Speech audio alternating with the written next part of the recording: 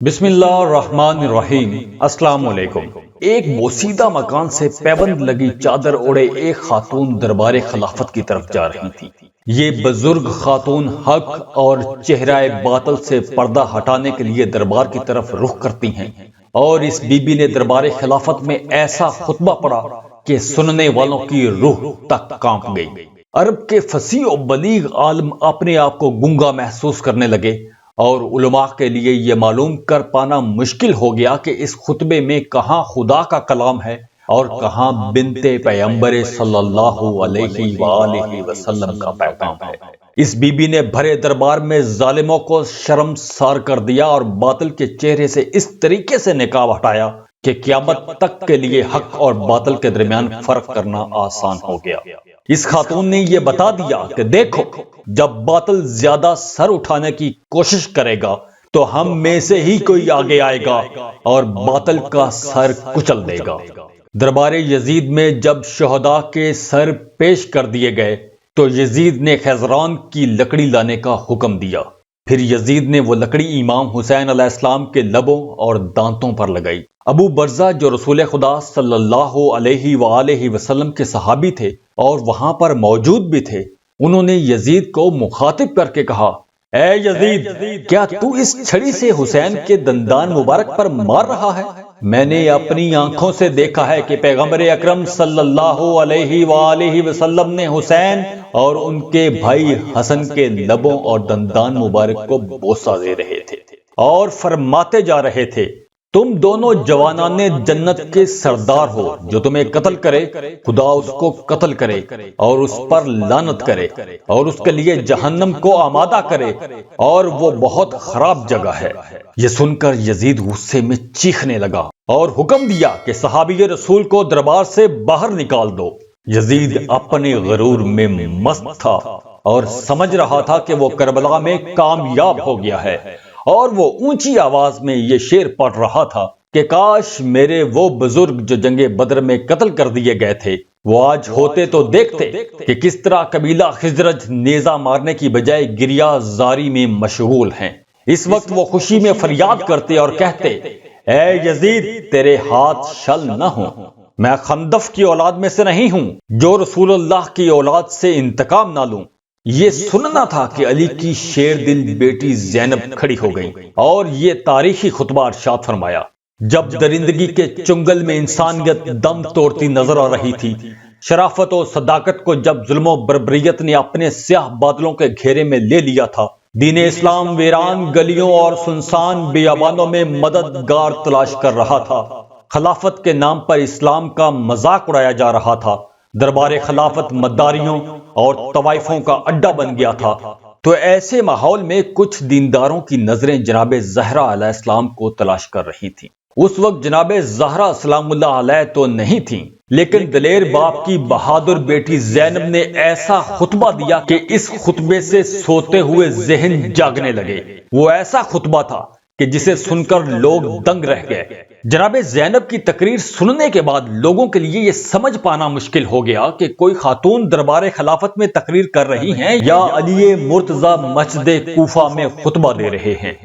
کربلا میں امام حسین کی شہادت کے بعد مقصد حسینی کو دنیا تک پہنچانے والا کوئی نہ تھا۔ اگر بی بی زینب نے سید سجاد کے ساتھ مل کر اس کام کو انجام نہ دیا ہوتا تو اس وقت جب یزید کے درباری مورخین سید الشہداء علیہ السلام کو ایک خارجی ہی لکھ رہے تھے، جب ضمیر فروش مقررین منبر رسول کے خلاف تبلیغات کر رہے تھے، تو وہ زینب سلام اللہ علیہ ہی تھیں جنہوں نے بھرے دربار میں سینکڑوں کے مجمع میں ہفتوں کی پیاس کے باوجود ایسی تقریر فرمائی کہ دربار خلافت میں ایک تلاطم مچ گیا، یزیدیت دم توڑنے لگی، اور اس طریقہ سے زینب نے بھرے دربار میں فتح حسینی کا اعلان کر دیا اور فرمایا کہ شکر ہے عالمین کے رب کا، خدا پاک نے صحیح فرمایا ہے کہ برے کام کرنے والوں کا انجام برا ہے، کیونکہ ان لوگوں نے آیات خدا کی تکذیب کی اور ان کا مذاق اڑایا۔ اے یزید، کیا تو یہ گمان کرتا ہے کہ تو نے ہمارے لیے زمین و آسمان کے دروازوں کو بند کر دیا ہے اور ہم کو غلاموں کی طرح نگر نگر پھرایا ہے تو ہم خدا کے نزدیک ذلیل ہو گئے اور تو ذی وقار ہو گیا اور اس طرح ہم پر تیرا غلبہ ہو گیا؟ اور تو یہ غرور کرنے لگا اور یہ سمجھ بیٹھا کہ تو نے دنیا فتح کر لی ہے۔ تھوڑا قدم بڑھا، کیا تو قول خدا کو بھول گیا ہے؟ کافروں کو یہ گمان نہیں کرنا چاہیے کہ ہم نے انہیں مہلت دی اس لیے کہ ہم ان کا بھلا چاہتے ہیں۔ نہیں، ایسا نہیں ہے، بلکہ ہم نے انہیں مہلت دی تاکہ وہ گناہ زیادہ کریں اور ان کے لیے دردناک عذاب ہے۔ بی بی زینب نے یزید کو مخاطب کر کے کہا، اے میرے جد کے آزاد کردہ غلام کے بیٹے، کیا یہی انصاف ہے کہ تو اپنی عورتوں اور کنیزوں کو پس پردہ رکھے اور رسول زادیوں کو اسیر کر کے نگر نگر پھرائے اور نہ محرموں کی نگاہیں ان کے چہروں پر ہوں؟ تو نے آل پیغمبر کا خون بہایا ہے جو آل مطلب میں روئے زمین پر ستاروں کی مانند تھے۔ جس طریقے سے تو نے آج اپنے بزرگوں کو یاد کیا ہے اور اپنے اسلاف کو آواز دی ہے، پریشان نہ ہو کہ عنقریب تو ان سے ملے گا اور یہ آرزو کرے گا کہ اے کاش تیرے ہاتھ شل ہو گئے ہوتے اور تیری زبان گنگ ہو گئی ہوتی اور تو یہ باتیں نہ کہتا۔ تو نے خود اپنی کھال کھینچی ہے، اپنے گوشت کو ٹکڑے ٹکڑے کیا ہے۔ تو اس حال میں رسول اللہ صلی اللہ علیہ وآلہ وسلم کے پاس حاضر ہوگا کہ جب تیرے دامن پر آل رسول کے خون کے چھینٹے ہیں۔ جناب زینب سلام اللہ علیہ کا یہ خطبہ اس قدر مؤثر تھا کہ جس نے اسلام کی جاتی ہوئی آبرو کو بچا لیا، مقصد حسینی کو پامال ہونے سے محفوظ کر لیا، کلمہ توحید کو صبح قیامت تک کے لیے جلا بخش دی۔ لیکن اس خطبے سے پہلے اور سانحہ کربلا کے بعد جب اہل بیت کو قید کر کے کوفہ کے دربار میں ابن زیاد کے سامنے لایا گیا تو وہاں بھی حضرت زینب نے بے مثال خطبہ پیش کیا۔ ادھر کوفہ میں ابن زیاد کے دربار میں اس کا خاص آدمی بیٹھا کچھ کام کر رہا تھا۔ اس کا نام تھا مسلم حساس۔ مسلم حساس بیان کرتا ہے کہ ابن زیاد نے مجھے دارالامارہ کی اصلاح کے لیے بلایا ہوا تھا اور میں اپنے کام میں مشغول تھا کہ اچانک کوفے کے اطراف سے شور کی آوازیں آنے لگی۔ اسی دوران ایک خادم بھاگتا ہوا آیا۔ میں نے اس خادم سے پوچھا کہ کیا وجہ ہے کہ آج کوفے میں اتنا شور کیوں ہو رہا ہے؟ اس نے کہا کہ ابھی ایک خارجی قاتل کا سر لایا جا رہا ہے اور اس خارجی نے یزید کی بیعت کرنے سے انکار کیا تھا۔ مسلم حساس کہتا ہے کہ میں نے اس سے پوچھا کہ اس خارجی کا نام کیا تھا؟ خادم نے کہا اس خارجی کا نام حسین ابن علی ہے۔ مسلم حساس کہتا ہے کہ یہ سنتے ہی میرے ہوش اڑ گئے۔ اس کے بعد میں دارالامارہ کی پچھلی طرف سے کناسا کے مقام پر پہنچا جہاں لوگ سروں اور قیدیوں کی آمد کا انتظار کر رہے تھے۔ کچھ دیر بعد 40 اونٹوں پر مشتمل ایک قافلہ وہاں پہنچا جن پر اولاد فاطمہ تو زہرا سوار تھیں۔ ان میں کچھ بچے اور کچھ عورتیں تھیں۔ امام زین العابدین علیہ السلام بے پلان اونٹ پر سوار تھے، بدن سے خون جاری تھا اور آپ کی حالت بیماری اور کمزوری کی وجہ سے انتہائی کربناک تھی۔ آل محمد کی خستہ حالی دیکھ کر اہل کوفہ صدقے کی کھجوریں اور روٹیوں کے ٹکڑے بچوں کی طرف پھینکتے تھے۔ جناب ام کلثوم کہتی جاتی تھیں، اے اہل کوفہ، صدقہ ہم پر حرام ہے، اور یہ کہہ کر کھجوریں بچوں کے ہاتھوں سے لے کر نیچے پھینک دیتی تھیں۔ لوگ خاندان نبوت کی یہ حالت زار دیکھ کر دھاڑے مار مار کر رو رہے تھے۔ یہ دیکھ کر جناب ام کلثوم سلام اللہ علیہ نے فرمایا، اے کوفیو خاموش ہو جاؤ، تمہارے مرد ہمیں قتل کرتے ہیں اور تمہاری عورتیں ہم پر روتی ہیں۔ خداوند عالم روز قیامت تمہارے اور ہمارے درمیان فیصلہ کرے گا۔ مسلم کہتا ہے کہ یہ بی بی گفتگو کر رہی تھی کہ اچانک شور بلند ہوا۔ کیا دیکھتا ہوں کہ دوسری طرف سے شہدائے کربلا کے سر نیزوں پر گاڑ کر لائے جا رہے تھے۔ ان میں سے آگے آگے جناب امام حسین کا سر اقدس تھا اور ان تمام لوگوں سے زیادہ رسول خدا کے ساتھ مشابہت رکھتا تھا۔ داڑھی مبارک خضاب کی وجہ سے بالکل سیاہ تھی، چہرہ سورج کی طرح روشن تھا اور داڑھی مبارک ہوا سے دائیں بائیں حرکت کر رہی تھی۔ جب اس حال میں یہ لٹا ہوا قافلہ کوفہ کے در و دیوار کے قریب پہنچ گیا، ہاں وہی کوفہ جس میں جناب امیر اسلام کے ظاہری دور خلافت میں جناب زینب اور ام کلثوم شہزادیوں کی حیثیت سے رہ چکی تھی اور آج قیدیوں کی حیثیت سے داخل ہو رہی تھی۔ کوفہ کے ہزاروں کی تعداد میں مرد و عورت یہ نظارہ دیکھنے کے لیے وہاں جمع تھے۔ آل رسول کو اس حالت میں دیکھ کر وہ زاروں قطار رونے لگے۔ اسی دوران ایک کوفی عورت نے اوپری منزل کی کھڑکی سے جھانک کر دیکھا اور پوچھا کہ تم کس قوم قبیلہ کی قیدی ہو؟ بیویوں نے فرمایا ہم خاندان نبوت کے قیدی ہیں۔ یہ سن کر وہ عورت جلدی سے نیچے اتری اور کچھ برقے اور چادریں اکٹھی کر کے ان کی خدمات میں پیش کیں، جن سے خاندان نبوت نے اپنے سروں کو ڈھانپا تھا۔ لوگوں کے گریہ اور شور کی وجہ سے کان پڑی آواز سنائی نہیں دیتی تھی، لیکن جو ہی شیر خدا کی بیٹی نے لوگوں سے کہا کہ خاموش ہو جاؤ، تو کیفیت یہ تھی کہ لوگوں کے سانس رک گئے اور جرسے کارواں کی آوازیں خاموش ہو گئیں۔ اس کے بعد جناب زینب نے خطبہ شروع کیا تو لوگوں کو حضرت علی علیہ السلام کا لب و لہجہ یاد آ گیا۔ بشیر بن خریم ازدی کہتا ہے کہ خدا کی قسم میں نے کبھی کسی خاتون کو دختر علی سے زیادہ پرزور تقریر کرتے ہوئے نہیں دیکھا۔ بی بی کے لب و لہجے اور انداز خطابت سے یہ معلوم ہوتا تھا کہ جیسے جناب امیر المومنین کی زبان سے بول رہی ہیں۔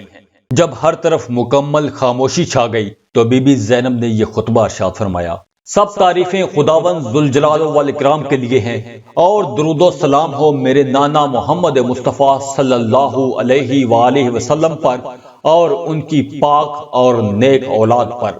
اما بعد، اے اہل کوفہ، اے اہل مکر و فریب، کیا اب تم روتے ہو؟ خدا کرے تمہارے آنسو کبھی خشک نہ ہوں اور تمہاری آہ و فغاں کبھی بند نہ ہو۔ تمہاری مثال اس عورت جیسی ہے جس نے بڑی محنت اور جانفشانی سے ایک مضبوط ڈوری بنائی ہو اور پھر خود ہی اسے کھول دیا ہو اور اپنی محنت پر پانی پھیر دیا ہو۔ تم منافقانہ طور پر ایسی جھوٹی قسمیں کھاتے ہو جن میں کوئی صداقت نہیں ہے۔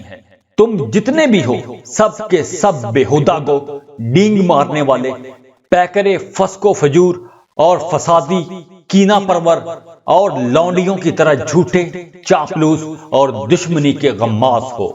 یاد رکھو تم نے بہت ہی برے کام کیے ہیں جس کی وجہ سے اللہ تعالیٰ تم پر غضبناک ہے، اس لیے تم اس کے نہ ختم ہونے والے عذاب میں گرفتار ہو چکے ہو۔ اب گریہ کیوں کرتے ہو؟ اللہ کی قسم تم اس کے سزاوار ہو۔ تم حسین علیہ السلام کے قتل کے جرم میں گرفتار ہو چکے ہو اور تم اس دھبے کو کبھی نہیں دھو سکتے۔ بھلا تم خاتم نبوت اور جوانان جنت کے سردار، جنگ میں اپنے پشت پناہ، مصیبت میں جائے پناہ اور عالم سنت کے قتل کے الزام سے کیسے بری ہو سکتے ہو؟ لعنت ہو تم پر اور ہلاکت ہے تمہارے لیے۔ تم نے بہت ہی برے کام کیے ہیں اور آخرت کے لیے بہت برا ذخیرہ جمع کیا ہے۔ افسوس ہے اے اہل کوفہ تم پر۔ کچھ جانتے بھی ہو کہ تم نے رسول کے کس جگر کو ٹکڑے ٹکڑے کر دیا ہے اور ان کا خون بہایا ہے اور ان کی عورتوں کو بے پردہ کیا ہے۔ تم نے قتل امام کا جرم کیا ہے۔ اگر آج اس قدر زیادہ آسمان سے خون برسا ہے تو تم حیران کیوں ہو؟ یقیناً آخرت کا عذاب اس سے زیادہ سخت اور رسوا کن ہوگا اور اس وقت تمہاری کوئی مدد نہیں کی جائے گی۔ تمہیں جو مہلت ملی ہے اس سے خوش نہ ہو، کیونکہ اللہ بدلہ لینے میں جلدی نہیں کرتا، کیونکہ اسے انتقام کے فوت ہو جانے کا خدشہ نہیں ہے۔ یقیناً تمہارا خدا اپنے نافرمان بندوں کی گھات میں ہے۔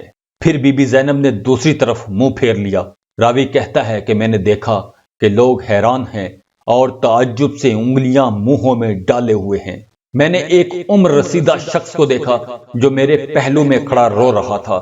اس کی داڑھی آنسوؤں سے تر ہو چکی تھی، ہاتھ آسمان کی طرف بلند تھے اور وہ اس حال میں کہہ رہا تھا، میرے ماں باپ آپ پر قربان ہوں، آپ کے بزرگ سب بزرگوں سے بہتر، آپ کے جوان سب جوانوں سے افضل، آپ کی عورتیں سب عورتوں سے اشرف، آپ کی نسل سب نسلوں سے اعلیٰ اور آپ کا فضل عظیم ہے۔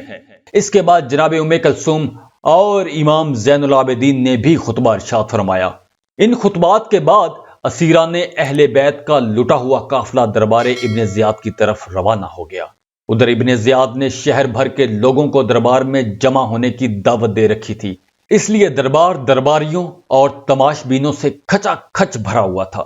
سب سے پہلے شہداء کے سر دربار میں پہنچائے گئے اور اس کے بعد اسیران کربلا کو دربار میں پیش کیا گیا۔ پھر اس قافلے کو شام کی طرف روانہ کر دیا گیا۔ ایک لمبے راستے سے ہوتا ہوا قافلہ شام میں داخل ہو گیا۔ کربلا سے لے کر کوفہ اور کوفہ سے لے کر شام تک اس قافلے پر کیا کیا مصائب ڈھائے گئے، اس کاروان کو کن کن مشکلات کا سامنا کرنا پڑا، ظلم و بربریت کے کس قدر پہاڑ توڑے گئے، تشدد اور حیوانیت کی کیا کیا مثالیں قائم کی گئیں، اور اس بے یار و مددگار اور مظلوم قافلے نے کس کمال حوصلے کے ساتھ ان کا سامنا کیا۔ وہ تمام واقعات اور حالات روزے روشن کی طرح عیاں ہیں۔